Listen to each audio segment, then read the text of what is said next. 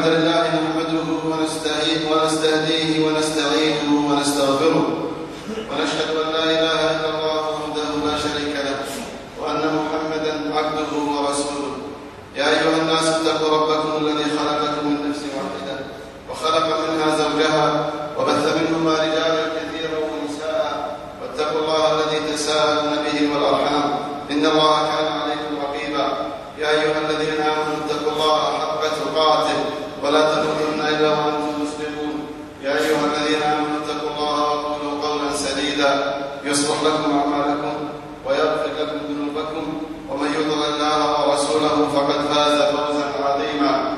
أما بعد، فإن الله تبارك وتعالى خلق السماوات والأرض وما فيهن، وخلق الجنة والنار وما فيهن، وخلق للجنة أهلا وخلق للنار أهلا، وجعل الخلق ينقسمون إلى قسمين، فريق في الجنة وفريق في السعير. وجعل الخلق إما أولياء للأنبياء وإما أعداء للأنبياء، إما أن يكونوا من أهل الحق وإما أن يكونوا من أهل الباطل، إما أن يكونوا من أهل السياسة الشرعية المرعية، وإما أن يكونوا من أهل السياسة الغوية غير المرضية ولا المرعية، وإما أن يكونوا من أهل العلم والعدل أو يكونوا من أهل الجهل والظلم. والقرآن من أوله إلى آخره وهو يبين هؤلاء وهؤلاء، يذكر أقوال هؤلاء وهؤلاء، يذكر صفات هؤلاء وهؤلاء. فما أنزل الله تبارك وتعالى كتابه إلا للبيان التام والرسالة الكاملة التي تبين أهل الحق وصفاتهم وأقوالهم وأفعالهم، وأهل الباطل وأقوالهم وأفعالهم وأسمائهم وصفاتهم، وتحذر منهم.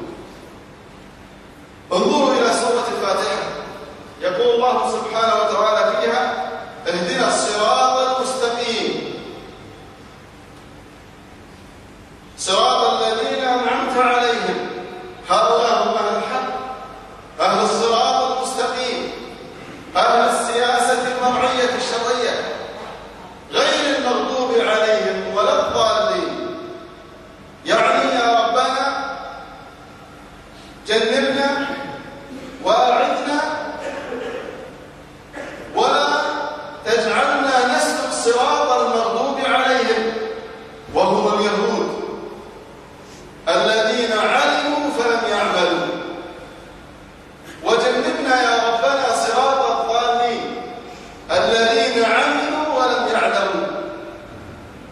وهذا نتلوه في كل ركعة حتى يتميز الذين آمنوا ويمحق الكافرين. والله سبحانه وتعالى في كل سورة من سور كتابه وهو يبين من هؤلاء ومن هؤلاء، وماذا يجب عليك تجاه هؤلاء وماذا يجب عليك تجاه الآخرين. في سورة البقرة ذكر الله سبحانه وتعالى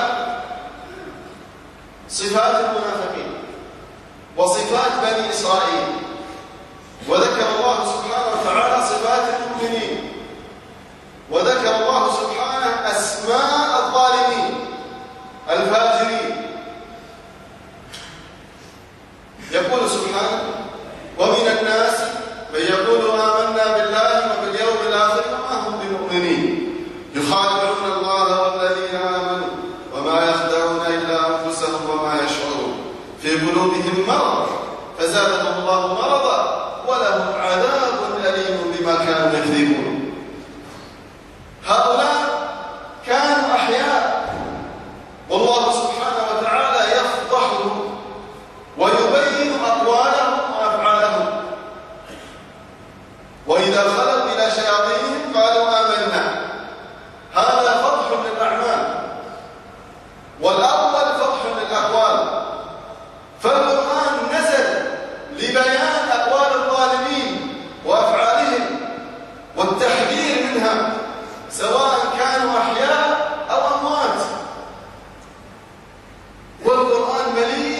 بهذا.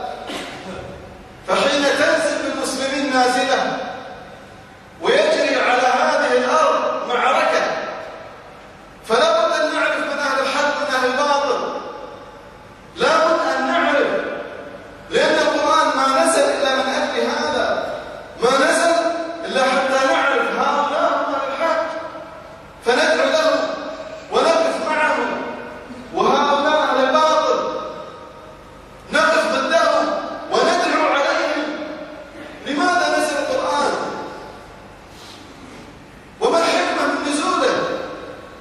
إذا كنا نتلوه بألسنتنا ونحفظه في قلوبنا ونسمعه بآذاننا وهو ممنوع من أن يحكم في الأرض، ممنوع أن ينزل على أهل الباطل.